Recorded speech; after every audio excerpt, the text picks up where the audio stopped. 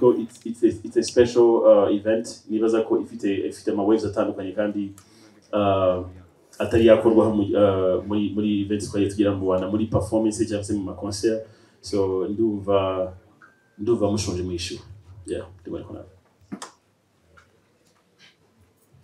koze yitwa Janvier umunyamakuru wa Nyarwanda ushobora kwanza gushimira Ben mu myaka amaze mu itangazamakuru nyarwanda ngiye kubona concert yawe bwite akonye mu bitaramo byabanje ni igitaramo gishingiye ku kumurika album yawe ndashaka kubaza muri rusange mu ndirimbo zose zirenga 10 ziko album yawe kuki wahisemo ko iyi album yita Plenty Love bya byose ari amateka ufitanye indirimbo kuko wanashoboraga kwita True Love igaragaramo Madame ariko wahise Plenty Love kubera iki hanyuma sinzi niba nabyo wenda ari agaseke ariko nakifuje kumenya nka producer bayikoze namaze kumenya ko Kiza arimo sinzi wenda abandi bagufashe kwikoraho hanyuma tugatse ku ndirimbo True Love twabonye hano wayikoreye benshi bakekaga ko hari yari mu rugo cyane ko hajya gusukuntu wabifashijeho Madame kuri social media harashya ati wari ukwiye kugaragaza Madame kuriya twakwiye kumubona yitegura kwibaruka wararibonye ni ibintu wakiriye hanyuma kuri Engine twumvishe ko Skol na The Ben bazaduha bonane Engine uretse kuba hari amatike muzatanga wenda ku muntu baza kubera kuri station zanyu turakoze uraza kumfasha ndibutse ko bikurikirana think cyambere cyari album muri rusange yego album iri indirimbo 12 hanyuma aba producer bayigizeho ufite bimwe muri bino bibazo turi kugenda twakira ufite ndi kubisubiza mu buryo buri vague cyangwa se bujimije nibaza ko nkuko bivuze neza cyane aba producer bagize bakoze kuri album na Keys arimo so dufitemo made beat dufitemo element dufitemo real beat dufitemo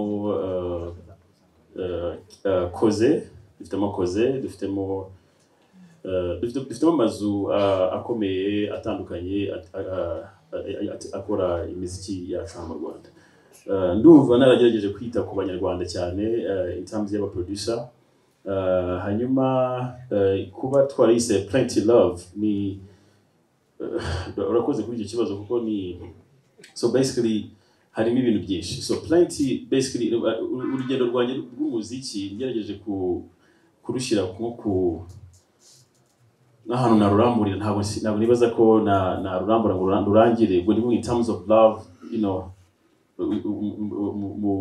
urukundo rwabaye received ni ukuvuga ngo urukundo nakiriye kuva natangira uru rugendo rwa music ruri Plenty ku rwego nabasha kurusobanura ufite ruri you know rurenze urugero and no kuba narakoze indirimbo yitwa True Love then Plenty Love nafashe ijambo rya True Love rya love riri kuri True Love nishyira kuri Plenty and then of course True Love ifite igisobanuro cyane kuri njyewe as a person n'indirimbo nakoranye na my wife and then of course ishyiraho Plenty and then Plenty nshaka kubiririya na fan base n'urukundo abafana bakunda you know the band cyangwa se umuziki nyarwanda muri rusange so imwe mpamvu twahisemo kwita Plenty Love ndumva nsubije ku kibazo cyo kuri video ya True Love warubashije nacyo abantu bagira you know abantu bagira uburyo kibabonamo ibintu kuri twebwe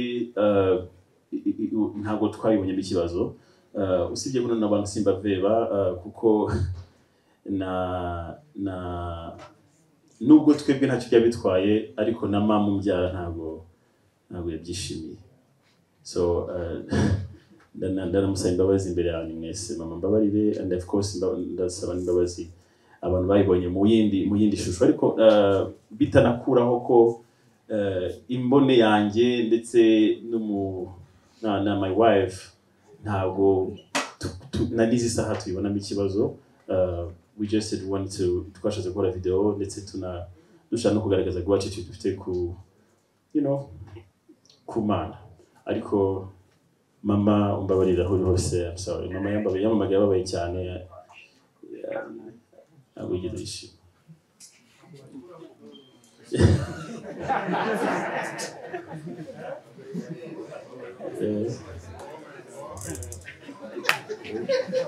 Nabyo ntabwo wayikuraho ntabwo so ndumva nsubije ibibazo byose byaje asigaye cyane.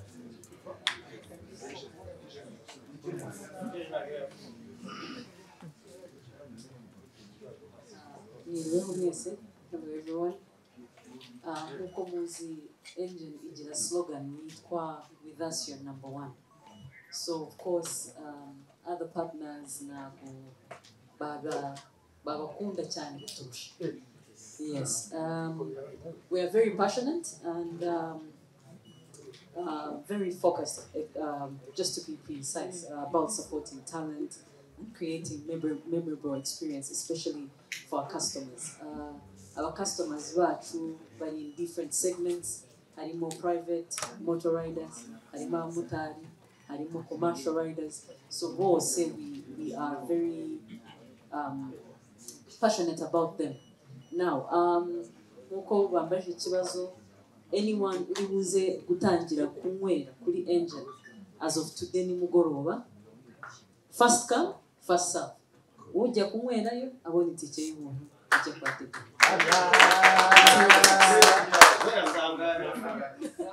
Guhera today at 6. Yes. Saa 12. So let me be very very clear on this. Abamotari kubera level ari ibinyabiziga byose ntabwo binywa essence ingana. Yeah? So umumotari kugira ngo unywa 20,000 ubone ticket ijya kwa The Ben doesn't make any sense. Yeah? Ariko iyo mwe 5 sorry.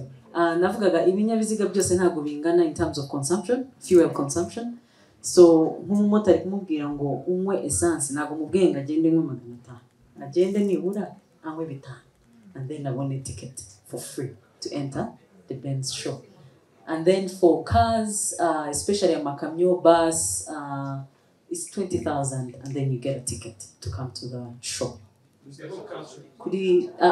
So we have Chichochiro Classic, Engine Chichochiro Classic, Engine Kanogo, Engine IPRC, Engine Nyakabanda, and Engine Nyabugogo. So we have tried Engine Chimirongo and Engine Nyabugogo. So twagerageje kujya across at least Kigali, muratubabarira mu ntara kuba tutageze so kuvuga ngo ntabwo tubibuka, ariko turaba dufite ni a bit of raffle on our social media, and the Ben will give out some few tickets from Engine ku bantu wenda batari buze gushobora gukandagira ku mastation yacu. Yeah, on behalf of Engine. I think I've answered the question. Murakoze, yitwa Iva, ni umunyamakuru wa Isango Star. Ibibazo byanjye birerekeza kuri The Ben ufite konseri. The Ben, nyuma ya konseri indirimbo zahita zijya hanze zose uko ziri kuri album, uri buze kukitubwiraho. Umwaka ushize mu kwezi kwa 8 twabonye ifoto yawe na Coach Gaye muvuga yuko mwongeye kwiyunga. Ese waba waramutumiye muri kino gitaramo cyawe na team ye tuzayibona ihari cyangwa ntabwo uramutumira? Niba utarabikora se we turabiteganya, ariko ikindi nifuza kumenya nyuma y'ubwiyunge bwanyu ntabwo twigize tubona any other support. Tubona wenda Coach Gaye ya postinga ibikorwa byawe, igitaramo cyawe, cyangwa se nawe wakwitabira igitaramo cyo kumva album y'umuhanzi we. Uyu munsi wa none bimeze bite kubijyanye n'ubwo butumire? Murakoze.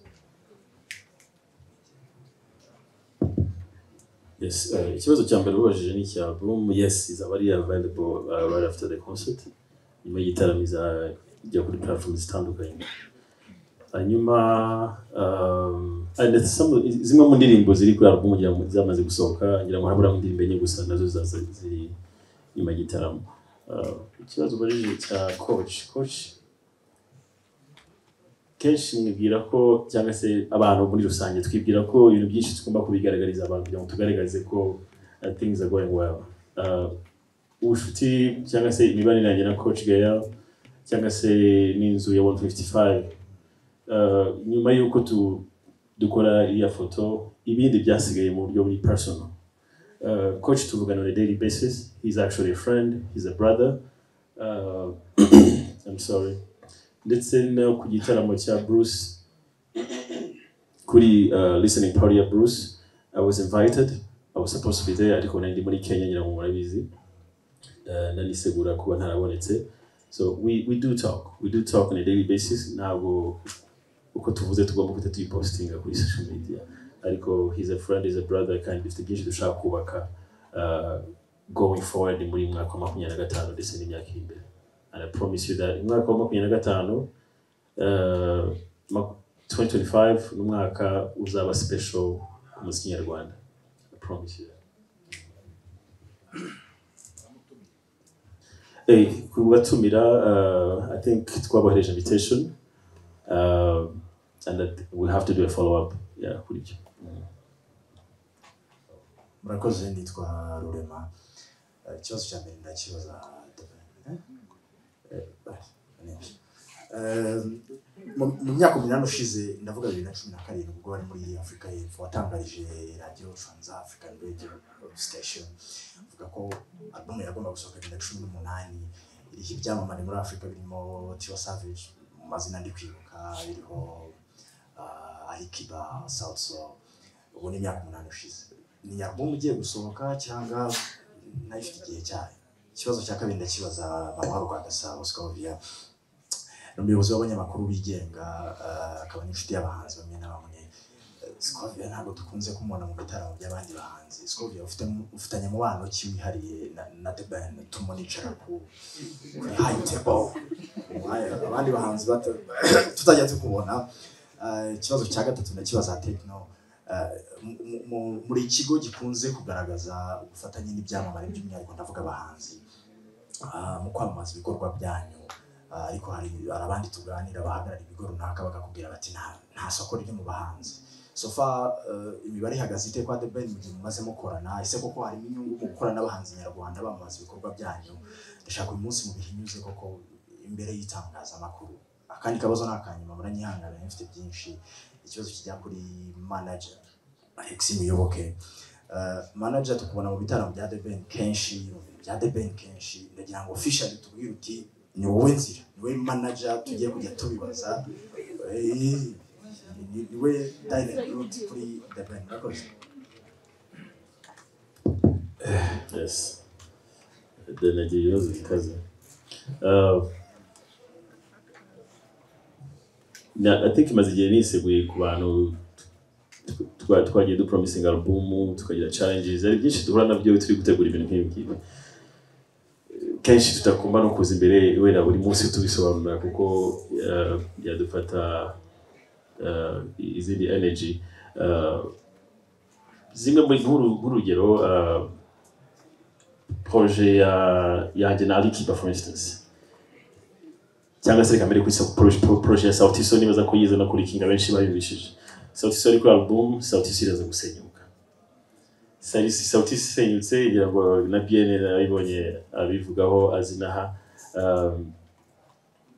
Mu yandi magambo wenda ngiye straight forward ntabwo album tugiye gusohora ari album na Promise 2017. However iri album nayo igitekerezo cyayo cyahari ndetse uburyo twayubakaga nabwo buracyahari. Ikiba cyarahindutse iyo umuntu agize challenge zituma atinda gusohora album, habamo kwanga gusohora sound za kera. Urugero muse bumvishe nka indirimbo ya nyina Sauti Sol cyangwa indirimbo na Alikiba ibifite wenda nka drum kicks za kera, ifite nka piano itari moderne, itari idafite sound iki gihe, bikaba byatuma wumva ko ushaka kubisura. Niyo mpamvu and then hagati aho baraciye habagiyemo ama challenges atuma utayisura ako kanya bitewe n'ama labels tuba twarasinyemo, ubundi kuvuga ba distribution companies tuba turi gukora nazo zifite ama regulations zishaka tugenderaho. It's quite challenging, ariko I promise you ko zimwe muri zo challenges zavuyeho.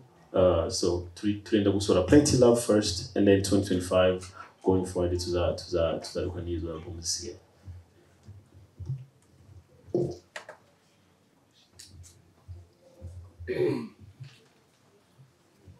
Arakoze. Icyambere nitwa Scovia Mutesi, ntabwo nitwa Mama Rwagasabo. icya kabiri nyobora urwego rw'itangazamakuru rwigenga, ntabwo nyobora abanyamakuru bigenga, Rwanda Media Commission. Ku kijyanye n'icyo wabazaga umubano ufitanye na The Ben, ndi umuyobozi w'ikinyamakuru kandi ndi umucuruzi. Gukorana na The Ben ufite abanyamakuru bangana namwe ubwaryo ni isoko rihagije. Ntabwo nari bureke rero kuremera isoko. Ndatekereza ko mwese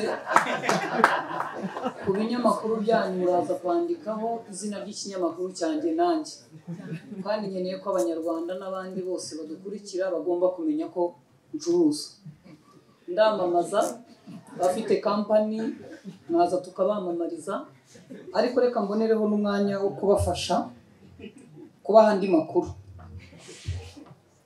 Mu kwezi kwa mbere ku mwaka wa 2025 nta gihindutse. Mama Rwa Gasabo mwarebaga online, murayireba no muri salo nka televiziyo isanzwe. Rero kuba nisunze izina rinini nka The Ben ngiye gucuruza ku rwego rurenze aho narindi, nta nkuru irimo, mushatse mwayireka.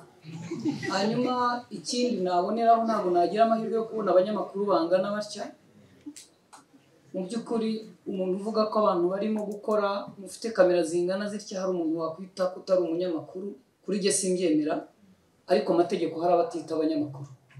Ubwo ninjiraga hano nasanze kuri gate hari ikibazo cy'abanyamakuru bangaga ko bemera ko binjira. Mu by'ukuri hano muri iyi sare dufitemo umuntu n'umwe udafite ikintu na kimwe cyerekana ko hari ikinyamakuru akorera, nubwo yaba atari ikarita ya RMC, nibura n'icyo akorera. Afite irangamuntu kandi na papa wanjye arayifite, wanjye ntakora amakuru. Mu by'ukuri byari ibintu bitaryoshye, ariko nyine nk'umuyobozi nakoranye na BK Arena, turavugana turavuga ngo nibabareke binjire, ariko umunsi w'igitaramo ntibazabemerere, kuko kubona umuntu udafite icyangombwa na kimwe kimuranga ku kazi ke ntabwo ari byo. Ariko biraza kuba akarusho. Ikarita ya RMC ntabwo ari ikirwa ku buryo kuyishaka bisaba ko imisozi tuyikikiza amazi. Ushobora kujya kuyishaka ukareba ibyo basaba ukabyuzuza. Mu by'ukuri ijambo ribi ribaho ni ukwitwa icyigenge. Kubaho rero ufite umuntu ukugenzura akurinda amakosa wakoze uzi cyangwa utazi. Impamvu abana iyo twabaga dukina twavugaga ngo iwacu baratwica, yesi nigeze mbona papa yica umuntu, ariko nabaga mfite ubwoba nkavuga ngo nintakora ibi papa aranyica. Icyo cyari ikintu gikomeye rero muri jye gituma mpora nirinda gukora ibibi, kuko papa hari cyangwa undi muntu andeba. Nawe ni byiza kutunga ikarita. Mu by'ukuri mutekereza umunsi nzaba ndi kuri mikoro bambwiye bati Eme nyawe bamufashe, habaye ikinamba ngo ntago ari umunyamakuru, mutekereze gukora amakuru. Ariko kuko itegeko ariko ribivuga zakwihakana. Ariko byaba byiza ukaza aho twese turi tukubaka imbaraga. Murebe uko mungana, muri abajeni bato, nta kintu na kimwe dusaba ubwonko bwanyu tutabasha gukora. Nanjye ushaje ndacyabishoboye. Ndabashimiye rero, ngira ngo niba hari ikibazo nashubije neza cyaba ari icyo. Ariko mboneyeho ko imyidagaduro y'uburyo bwo kwidagadura, mu by'ukuri abantu mukora inkuru zo kwidagadura, muridagadura kugeza nubwo mwidagadura ku buzima bw'abantu, kandi ubuzima bw'umuntu ntibabukinamo, barabwubaha. Itegeko nshinga niko rivuga umuntu n'uw'igitinyiro arindwa na buri wese, abana n'imiryango yacu. Ndabashimiye. Ubwo duhere kuri Tekno, ngira ngo yabajije niba bajya batunenga yuko isoko ryacu nta kigenda, nta kintu tubona. Muri Tekno mutubonamo ubutunzi? Murakoze cyane. Ikibazo baje ni cyiza. Tekno kujya impamvu twegera abahanzi cyangwa umuziki muri rusange nuko ni kampani y'urubyiruko, urubyiruko n'abandi muri rusange. Rero abahanzi ni abantu twabonyemo ko bakurikirwa n'abantu benshi, namwe murabibona nka The Ben abantu bamukurikira. So gukorana n'abahanzi nka The Ben n'abandi twagiye dukorana mu bihe byahise ni ishema bigaragariza ko kampani ishyigikiye umuziki nyarwanda. Murakoze. Mucane kamera mwese noneho ndababwira uyu munsi, kubera ko mubimbaje igihe kirekire ngiye kubibabwira rwose ku buryo utazongera no kubikeka, mbivuge n'abahari. Kandi muzongere no kubimbaza ukundi mujye mubireba mubirebe uko. Mugisha Ben ni inshuti yanjye, mu nshuti mfite kuri iyi si y'Imana. Ngire buriya tuba dufite inshuti nyinshi ariko ukabugira za zindi bita inkoramutima. Umugabo ni inshuti yanjye we na David bayingana. Ben twamenye afite imyaka 17, rero nagiye kubyara umugabo. Rero ntabwo tujye tumara iminsi irenze ibiri turimo kuvugana n'iyo waga ariyo ngiyo kwa Trump. Ni inshuti yanjye rero mbyumve ko ari inshuti yanjye byarenze ibyo mwita management. Hari ikindi kintu kitari management kindi hejuru yacyo nicyo nabandi cyo kuri Ben. Management izana ubucuruzi, izanamo n'ibindi bintu byinshi bijyanye n'ubucuruzi, nyine habaye manager w'umuntu. Nababwiye twamenye afite imyaka 17, muhabwa na Mbabazi Esther ni nyina. Arambwira ati umwana wanjye nguyu Ben ari mu rusengero, Ben ari umukristo cyane utinya icyo shimira Imana nuko uko namubonye wa munsi bakimenye. Ejo bundi yagize gutya arababwira ngo baramufosinze ngo akore indirimbo yitwa Amaso ku Maso. Yego narabikoze, nanabisaba imbabazi mama we. Ndirimbo ntiya gospel ibirebire yigeze kubabwira amaze kubivuganiza abantu muri irambuye kuri gihe na Mugisha. So is my friend. Rero icyo mushaka kumva ni iki, sindi manager we, ndi inshuti ye, ndetse Imana ifashije ubuzima bwanjye bwose nkibufite ngiye nawe twakomeza tukabana nkuko tubana, atari byo kuvuga ngo ni manager w'umuntu. Ubundi naramubwiye azabe manager ahubwo ko njya mbona akora n'ibirezi by'aba manager muri muziki. Abanyamakuru muri hamwe se murabizi, n'uwamuvuze nabi baricaba bakabuganira, nkasanganye mu gihe mujinya wanyishe ndimo kumuhiga kugira ngo mwicaze mwigishe, asanga Ben yabiravye. Ndabeshya Dani, ndabeshya yemwe. Uko niko kuri Ben ibintu byarabisobanurira kandi akabisobanurira ku rwego rurenze. Oya ni urugero ntanze kubera ko nka Dani bazaranye abana ni batoya igihe Ben yagendaga ntabwo bari bazaranye nabo, ariko ugasanga baraganira baravugana. So icyo nicyo cyabwira ngo ariko Ben ko bireze ko management. So rero ntimugagire ikibazo mujye mubona ko ni inshuti. Nagiye Dani yaravuze ati ibitaramo bye byinshi, igitaramo cya social media na management murabizi ni giteguye from day one. Umugeze mumbaza ngo ngiye ba manager Davis de na manager zo igitaramo cyo n'ibindi n'abatomo n'abandi, ariko wenda impamvu n'ukaravuga nuko ari inshuti yanjye close, tuba turi hamwe kandi muzakomeze mukunde kuko ni umugabo w'Imana kandi ukunda akazi akora. Thank you so much. Urakoze cyane. Hanyuma hari message yindi ariko turimo turagana ku musozi kubera ko dusigaje iminota 5 kandi muri iyo minota 5 hasigayemo 4 kubera ko amasegonda bagenda. Iyi message iravuga ngo iki? Hari link twahaye abantu kare, abantu bayikoresheje, right? Niyo yatumye twinjira hano. Hari indi link tugiye gutanga, muraza kubahiriza ibyo iyo link basaba. Uraza kongeraho ifoto yawe, ifoto iri professionnel kubera ko niyo tuzibuze kwifashisha du printinga badge tuzabaha. Reka ntango umwanya muri Tekno kubera ko ari aba sponsor wacu ugira icyo ubwira abantu. Hari ikibazo rubajijwe ariko ikibazo cyasubijwe. Ubwo tugiye kuri session y'abaterankunga kugira ngo bagirende bagira icyo batubwira, then itajya muri session y'ibibazo bya nyuma. Hari Pondit, agakurikiraho Clement, hari uriya ubwo ndareba uko bagiye bazamura Freddy, hakaza The Guy, nawe abaterankunga nayera kuri Tekno, then abandi basubye n'amutubwira. Tekno ubu ngubu biri kwamamaza telefone yabo ya Camon 30, bagira slogan yitwa ngo stop at nothing, ntacyaduhagarika. Murakoze cyane. Ntabwo ndi buvuge cyane kuri product ufite ko amushuwa utaratsunde Tekno arayifite cyangwa azayitunga ko ni telefone y'Abanyarwanda. Uzayitunga ntacyo turacyari so Tekno kuba iri hano muri ibi bihe by'impera z'umwaka, tubafitiye promotion zigiye zitandukanye, cyane cyane ko uri kugura telefone ku maduka yacu ukabona itike yo kwa Ben. Ikindi nanone guhera ejo cyangwa ku munsi w'igitaramo nyamukuru tuzashyira telefone zacu event uburyo mwayifashe nka pride y'umusi nyarwanda. Sinzi ukuntu abashimira Imana ibaho umugisha kandi isubiza aho muvana. Thank you very much. Reka mvuge ikintu kimwe. Umuntu witwa Tijara Kabendera ndamukunda cyane. I wanna let you know that I support you, I love you. Thank you so much for being here. Uyu ni famille yanjye, anzi nawe nyiri magendu, anyita magendu actually. Ariko thank you so much for being here as well. So, Sharangabo ni umugabo ukomeye.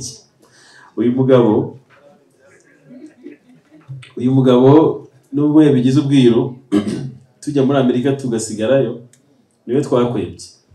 Murakoze cyane. Reka byongereho uyu mugabo nubwo bitaba byoroshye muri iyi nzu yaradufashije mu muvandimwe wacu. Yaradufashije kugira igitaramo kibe ngira ngo abo turi hamwe muri komite murabizi. Bene bivuze mu gutebya kwe ariko ko nibyo bahuriye hatuje gusanga bazashobora turamushimira kubera ko wagerageje kugira ngo izo tubashe kuyibona kandi koko namwe murabibona ko kuba twatangiye no gukora setup byose yagiye bidufashamo nk'umuntu umwe mu bayobozi b'inzu. So, ngira ngo tugiye muri session ya nyuma isoza ibijyanye n'ino press conference abantu na mentioninze tugiye guhita tubagarukaho ariko City Concert, thank you so much. Aba bantu muhaguruke ngaho. Aba none wadukoreye ikintu cyitwa printing yose ishoboka. Mwarakoze cyane uburyo twagiye dukoranamo ariko iyo support kuri twebwe iracyakomeje. Mwakoze cyane musanze twabamentioninze n'ubundi ntabwo twabibagiwe. Mwakoze cyane. And then Rahura, you welcome Kate. How is it? Meze neza? Rahura wasanze nawe twamaze kukurahurira kubera ko amakayi ibikoresho by'ishuri everything ariko byose twabivuze. Warakoze cyane gutekereza kuri no project ariko by'umwihariko gusupportinga the band. Is your brother ariko nanone ni entertainment muri rusange. Good. Session ya nyuma tugiyemo hari abandi bantu ntavuze kugira ngo bize koroha Fly Mama Africa. Turabashimira cyane. Ndashimira Isuzu, turashimira Kigali Phone Keti, iTech Technology, turashimira Centrica idufasha mu matike kandi bwana yatwibe. Barakoze cyane. Kiss FM, thank you. Keti, Igihe, Isibo, TV1, TV10, RBA, Uncle's Restaurant. N'abandi ntaravuga One Cup, murabizi yuko muhora hafi yacu yo mu nawe coffee in the morning, abameze neza ku buryo bigera nimugoroba agifite energy. Ndumva slogan ya iTech ni be smart kandi ntabwo waba smart utacuzize smart. Kibazo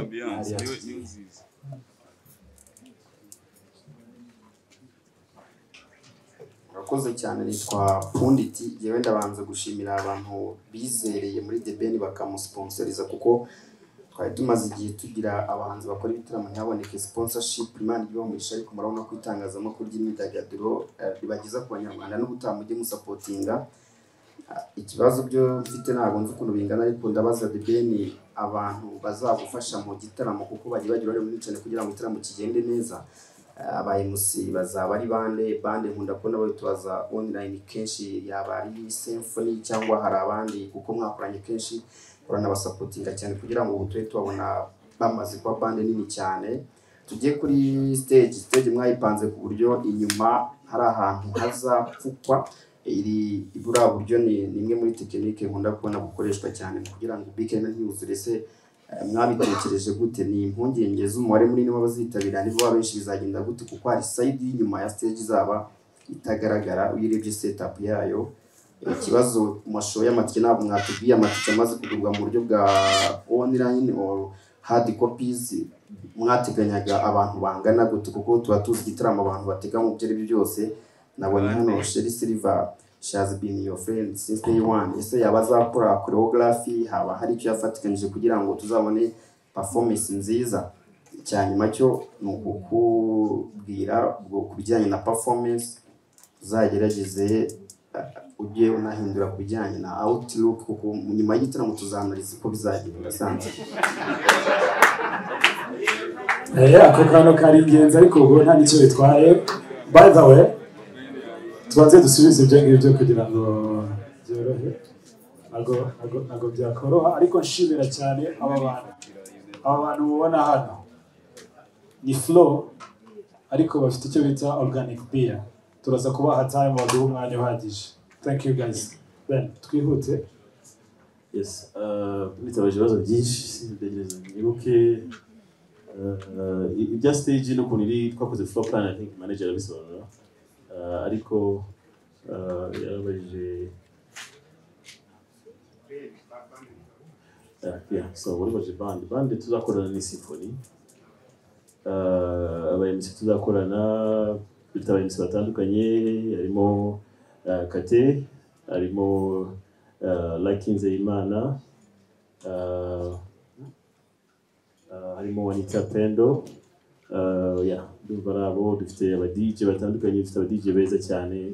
By the way twagize aba DJ benshi babaye beza cyane uyu mwaka ariko dufite mugira ngo ndavuga nka babiri kugira ngo ntaza kugira abo nibagirwa. Harimo DJ Spinny from Uganda ndetse na DJ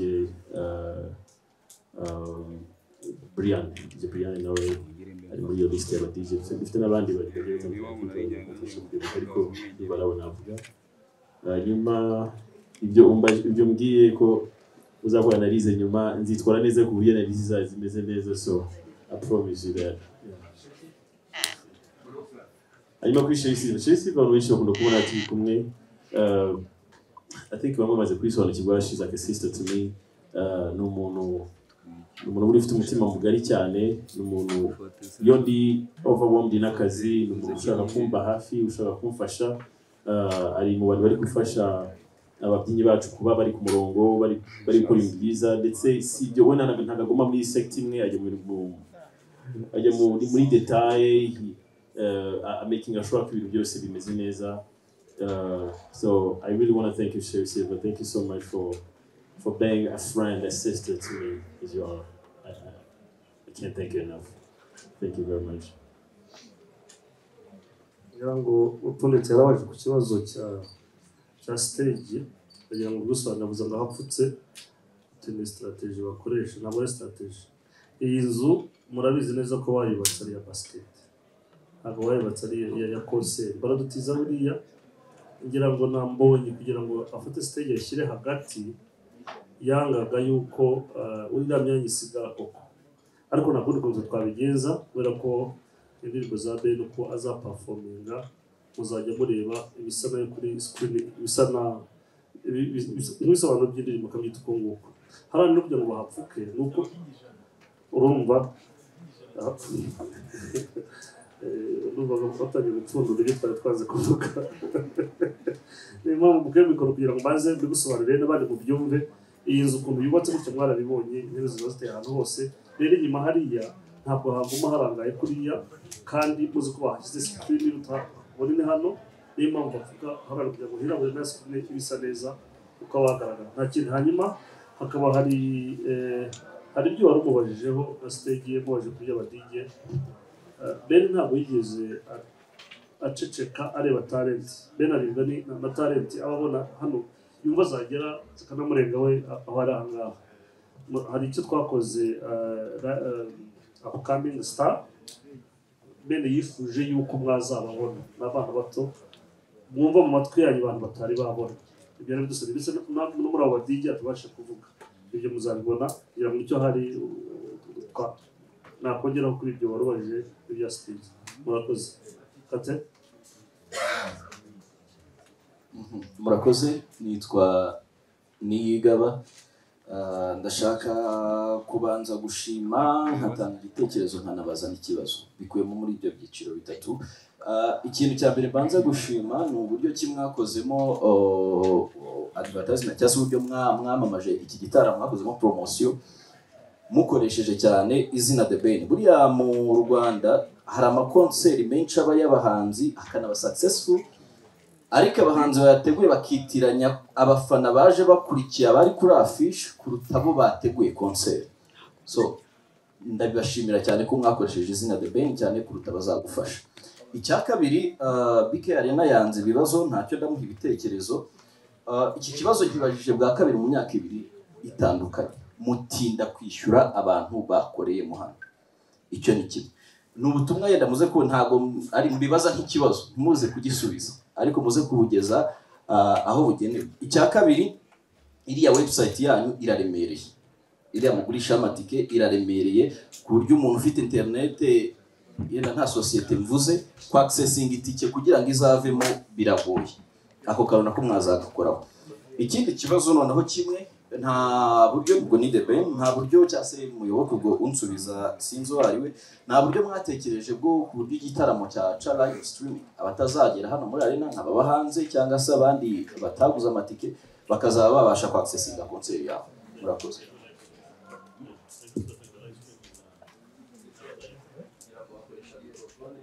Abantu bakabyumva neza. Ikibazo cya nyuma bajije ejo tuzatangaza live streaming n'abazayikora ariko nibaza ko live streaming naho zitari ntabwo ubona abantu bose bayikora ariko tuzatangaza umurongo uzaba uri official izacaho ariko ntabwo tuzakumira n'abandi bazabasha gukora live streaming zabo.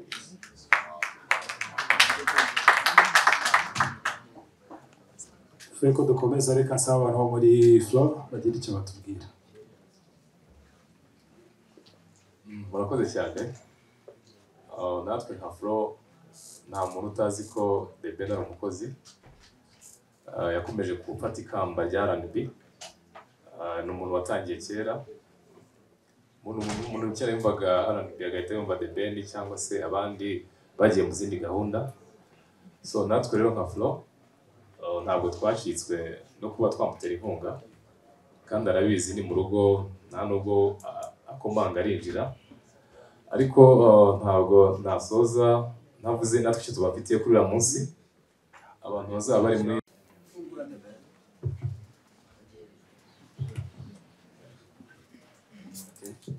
Nitwa Freddy Musoni. Ikibazo cya mbere kirajya kuri The Ben. Niba mbyibuka neza 2021 uganira n'umugabo witwa Coach Gael Kalomba wambwiye ko ufite album igiye gusohoka ariko y'indirimbo 6 za Sekira izindi 6 za gospel. Kuri album iyi ngiyi tubona Plenty Love niba bibona neza kuva kuri Ni Forever, Better, True Love, Plenty nizo zimaze kwisohokaho. Izisigaye zaba ari za zindi za gospel wavugaga cyangwa zo zagiye ku ruhande. Murakoze. Hanyuma ikindi kirajya kuri Keti Bashabe. Mu myaka 5 ishize nibwo wakoraga indirimbo isa niyo gufasha The Ben wari kure waramubonye wabashije kumugeraho you and I niyo mvuga wahurije hamwe Christopher Nyakwigendera Ivable abana bandi. The Ben ni muntu ki kuri wowe ku buryo wumva igihe cyose umwifashisha nawe akakwifashisha. Murakoze. Ben, munyemerere twakire zino session zijyane manager dufatanye twese kugira ngo tuze kuducunguza igihe. Icyo yarabajije ngira ngo ndaza kukikwibutsa reka tubashite uwa kabiri kugira ngo dufate byibura bitatu tubuze kwihuta. Sansana. Yitwa Patrick the Entertainer Apotre. Kabazo The Ben ni umwaka ntabwo ko warimo challenge romazi kugira ngo kompara na melody byinshi cyane byawuranze bishanga nejo ubundi kuri video yasohotse n'umwaka wakugenekeye gute mu ncamake izo challenge wagiye uhura nazo wazihanurinze gute hanyuma mu ndirimbo enye zisigaye zitarasohoka kuri album uzaziririmba nibyo ngibyo cyanyuma.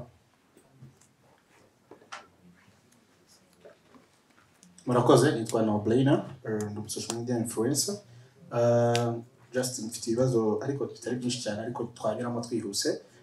Mwavuze kuri score yuko izatanga icyo kunywa ese ku bantu bazaza kare tushaka ko tumenya mu clearing ni amasaha yahe kugira ngo abantu bazazinduka se bimeze gute mbese mushyireho timing. So ikibazo cya kabiri muyoboke gahunda y'amatike igeze hehe turagira ngo tumenye hari kuba ngo ari sold out abandi bati haracyarimo imyanya turagira ngo mu biclearing noneho munatubwire ese murabona abana bari muri vacances turi no mu minsi mikuru hari gahunda yaba yarateganyijwe ku banyeshuri nk'abantu bateguye igitaramo and then hari ababyeyi baba bafite abana batoya bazaza mu gitaramo so bakunda The Ben ni iki mwababwira kuko baba base abana bazishyura is it free, so ni kugeza ku myaka ingahe, nabyo mwaza kubitekerezaho mukareba nka team. And then Mama Africa sponsorinze igitaramo cyawe, ni mama yake of course, ariko tuba twibaza iyo bavuze ngo ya sponsorize igitaramo ntabwo bihita biba clear for you, ubifata gute? Ese tubwire specifically ni gute yagusponsorinze? Ni yes, ni urukundo gusa na amafaranga, so what is it? So the last one, reka nisanzure bro. So ikindi kibazo nabazaga, so how is it to release 4 songs in 1 month? Ben, iyo pressure wayihangarinze gute? N'ubwa mbere muri career yawe usohoye indirimbo enye mu kwezi kumwe zifite n'amashusho, so ntekereza yuko team yakubaye hafi, ntabwo byari byoroshye. Thank you. Murakoze. So Ben, ikibazo cya mbere wabajije cyabazaga niba muri album y'indirimbo 6 muri 2021 wari wababwiye ko harimo iza gospel n'iza sekira. Ese izo zisigaye ni iza gospel cyangwa ni album ikomeza? Cyo ni cya mbere. Ikibazo nabashuje dari iyi album siyo twakomerejeho.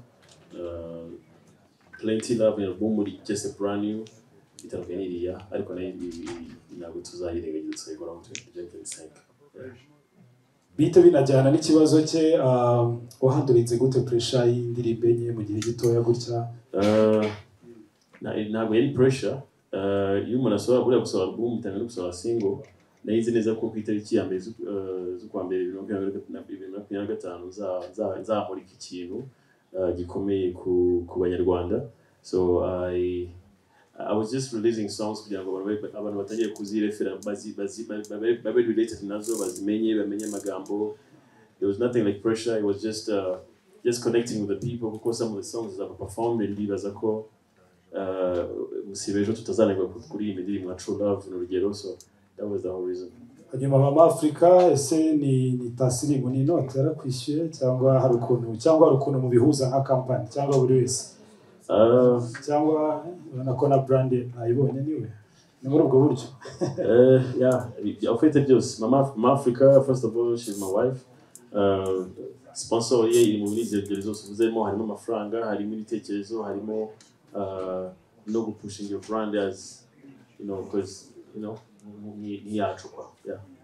So Mera Kate, ikibazo babajije ni ikibazo kijyanye no gufatanya kwawe. Kera mu myaka 5 ishize hari ibikorwa byakorwaga bijyanye n'indirimbo zifasha kandi zinasana imitima y'abantu, zinabahumuriza. Ben, relationship iri hagati yawe na Ben ituma umukeneye akubona, yaba gukeneye ukamubona ni Ukoze nakomerezaho ku mwanya muto navuga. Yeah. Introducing nitwa Kate Bashabe. Reka manze mbifuriza umwaka mushya. Hano hari amajwi menshi numvaga, amasura najyaga mbona kuri televiziyo, none ndababonye live. It's a pleasure. Ndi hano mpagarariye Rahura, umwe mu bayobozi na brand ambassador. Rahura ikora ubucuruzi bujyanye n'ibikoresho by'ishuri ndetse no mu biro. Tukaba dufite n'intego yo gushyigikira abana badafite ubushobozi bwo kubona ibikoresho kugira ngo biborohere. Tukaba twarishimye cyane kuba twarafatanyije na Daben muri iki gikorwa ari gutegura. Mu by'ukuri Daben ni umuntu ufite impano ikomeye, ntawe utakwifuza kumushyigikira. Icyo navuga kuri iki kibazo wambajije, ni umuntu ushyigikira abantu benshi. Kuri njyewe rero by'umwihariko ni umuntu tuziranye igihe kirekire, famiye zaramenyanye, yabaye nka musaza wanjye. Ndumva ari icyo nabisobanuriraho ku kibazo babajije. Igihe cyose umuntu amukeneye ubufasha, sinjye nyine afasha abantu benshi. Niyo mpamvu twafatanyije n'iriya ndirimbo, kandi iriya ndirimbo yari mu gikorwa n'ubundi twari turi gukora cy'urukundo. Aradushyigikira, aranshyigikira, turayikora. Nanjye uretse kuba mpagarariye iyi company, nanjye ndi hano mu kumushyigikira nka musaza wanjye. Murakoze. So ngira ngo hari ibibazo bibiri babajije, aba Mama Rwagasabo ndetse na Alex, ubwo nabyo tubisubiza. Ubwo muri Rahura kandi hari website yabo kuri banari, abantu bashobora guhita bareba kugira ngo ujye kugura ibyo bikoresho ndetse n'ibindi. Amashuri yatangiye. Mumpere Mike. ntabwo mbyibuka ibyo bambajije. Ticketing bigeze gute? Ese bizaguzwe yabaye sold out, abanyeshuri bimeze gute? So ibibazo byabaye byinshi twateze ni press conference igize igihe kinini cyane mugire icyo tugiye gusoza. So kandi umunaniro ni mwinshi kuko tuba twavuye aho bucya. So mbere kuri no brain kubyara abajije by'amatike. Amatike arimo kwirukanka nka Tour du Rwanda, ahubwo baza kureba nabi baraza kutahiraho. Amatike barimo kugura neza cyane rwose, ndetse n'imyanya imwe ndibaza ko hariyo fiacre n'umugenzi wacu dufatanya gutegura igitaramo yavugaga yuko yamaze no kuba sold out, bivuze ko rero ushobora kuba yanarangiye. Muri make nicyo nababwira ku bijyanye n'amatike, barimo kuyagura kandi neza, ngira ngo Centrica yabereka naho bisa nkaho byanze. Urabizi ko benshi bataje no gukoresha uburyo online kugira ngo bayagure. Abandi benshi wenda bayakeneye batabasha gukora cyangwa bagura bikanga, bajye ku mashop ya Tekno no kuri Uncle's Restaurant arahari. Wajya Nyabugogo, wajya mu mujyi wa mu Gisimenti, ndabara kuri Tekno amatike right amaze igihe ahari, hard copy ziraho uragenda ukayigurira. Hama kubijyanye n'abana kubyo waruvuze, nibaza yuko umwana uza mu gitaramo n'umwana w'imyaka 7 kandi umwana w'imyaka 7 wicara mu ntebe, kandi intebe nayo batarinje kwishyurwa. Abari hasi yayo ntabwo bakwiye kuza muri sound ngana kuri yabona n'abatabizi banabimenye. Sometimes burya itegeko ntabwo ribyemera abana bari munsi y'imyaka 7 kuza muri sound ngana mu cyari sound buri baragenewe abana, ariko abari hejuru yayo bo barishyura kuko ibyo ari byo byose. Ndumva ntitwabuze umubyeyi kuzana n'umwana we, ariko umwana hejuru y'imyaka 7 aba agomba kwishyura. N'ubu aribyo bari bambajije. Hari akantu agira ngo mbwire bwirire, bavuze ku kindi boyfriend na Kate bashoboye barageze kuririmba nuko mutabizi. Ngira ngo competition zikere bagize ko za mbere zatsinzemo Christopher n'abandi bo active nawe yaratsinze arangije bivamo sinzi impamvu. Ngiye hari ikibazo mfite gusa nyine ndimo ndasoma inkuru murimo mwandika titire Scovia Mutesi amenya amabanga y'abahanzi bazafatanya na DBN. Ndabashimira ko muri abanyamakuru b'umwuga, ariko bizaba byiza kurushaho mubasha kujya mwumva ibyabaye. Niyo comment yanjye nashaka kuvuga, kandi mu by'ukuri hano habereye inkuru nyinshi nziza zacuruza kurusha ko muri wowe habamo ikinyoma n'igihe hatari ngombwa. Nicyo ngira ngo comment ya nyuma Mamurwa Gasabo TV, abanyamakuru bagenzi banjye, ndifuza ko dufasha abahanzi batandukanye kandi n'abandi bahanzi batari DBN bazakenera itangazamakuru nk'umuyoboro mugari ushobora gutuma abanyarwanda bakunda iby'iwabo, bakunda umuziki, abacuruzi kumenyekanisha ibyo bacuruza, mugani ibinyamakuru bitandukanye biri hano mu rwego rwo kugira ngo ibinyamakuru bitere imbere, dutunga abanyamakuru bitunze bakabasha no gutunga inkuru z'ubwenge. Nicyo ngira ngo nasorezaho. Hanyuma Mamurwa Gasabo TV yo nk'isoko y'amakuru turakomeza kubagezaho amakuru uko natangiye mbibabwira, dutera intambwe ya mbere tuva kuri YouTube tuza kuri za dekoderi zitandukanye biba TV isanzwe. Ubwo abacuruzi mungereho muri iyi minsi ntaramenya uko amafaranga bahagaze, abazaza mu kwa gatatu mushobora gusanga igipimo cyazamutse, kandi ni byiza ko mwaza kare. Amahoro Imana itanga abane namwe, by'umwihariko abanyamakuru ndabifuriza kugira umwaka mushya w'amahoro, twese imihigo mu gukora inkuru zifitiye rubanda akamaro, guteza imbere igihugu kandi zidaca igikuba. Murakoze. Yes. So tugiye gusoreza kuri wowe, dufite umunota umwe, warambwiye ko hari ibibazo bibiri and then duhe city concept hanyuma dusoze. Yes, murakoze cyane. Nitwa Dikiza nkorera Inyarwanda. Ndaza guhera kuri DBN watangiye ku mahirwe ya nyuma 2016 mu Bubiligi. Ariko nahindutse ni album ya kabiri, iyi ni ya gatatu, ariko noneho iri mu mwihariko w'ururimi rw'amahanga cyane, indirimbo zirimo ururimi rw'amahanga cyane. Ndaza kwibaza uratubwira impamvu umeze nkaho Ikinyarwanda kigabanya mu ndirimbo zawe no ku mazina bitaga album byahindutse kuri ya gatatu, uraza kutubwira impamvu. Hanyuma nihuse ndaza kukubaza kujyanye no gutegura iki gitaramo. Wigeze mwibanda mu gutegura amateka cyangwa documentaire ya DBN, urugendo rwe kuva igihe yatangire kugeza ubu ngubu bikaba byazasangizwa abafana. ndaza gusoreza ku nama byibuze eshatu h'abahanzi banyarwanda barumuna bawe kubera ko ariyo muhanzi uzafungura umwaka wa 2025. Ndasoreza kuri Kigali Phone Skates, abandi bavuze ariko bo ntibigeze batubwira kandi nabo tugira produits zabo dukenera, baraza kutubwira ku mapromosiyo bateganya hano kuri BK Arena ndetse n'ibicuruzwa byabo bazaba bafite ku buryo bujyanye n'ikora promosiyo cyane cyane ko abantu bazitabira kino gitaramo. Murakoze cyane.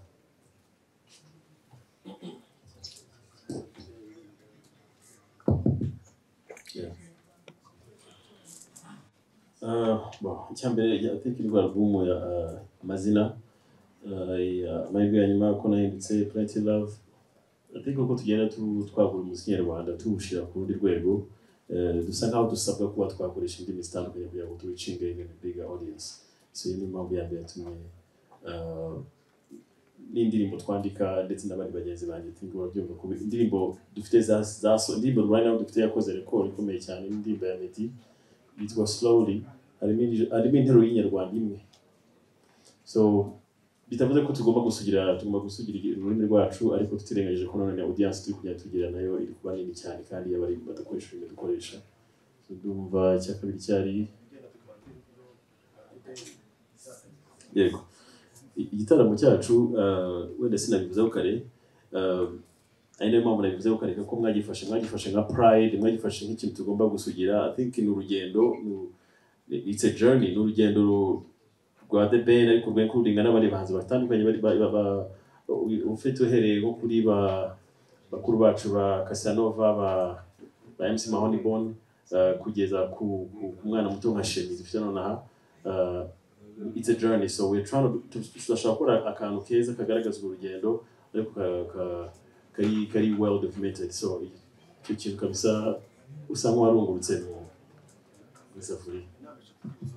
So gira inama abahanzi, inama eshatu, gira inama abahanzi barumuna bawe aho muri career imwe. Inama nabagira ngira ngo ni imwe gusa, stay focus. Stay focus. So turimo turasoza, ngira ngo ni ikibazo mwabajijwe, hari discount turi buze kubona cyangwa?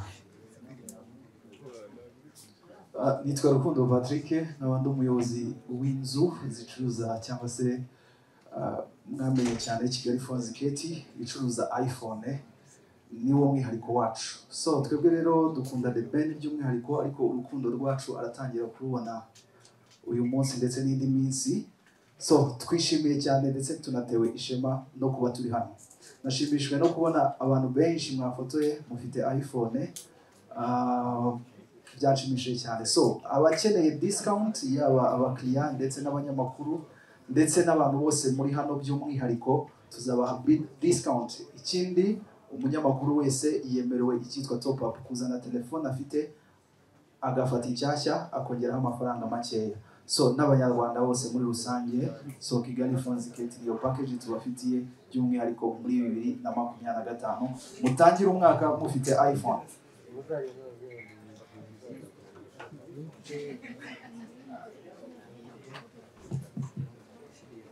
So ngira ngo dusoreze kuri City Concept nk'abaterankunga.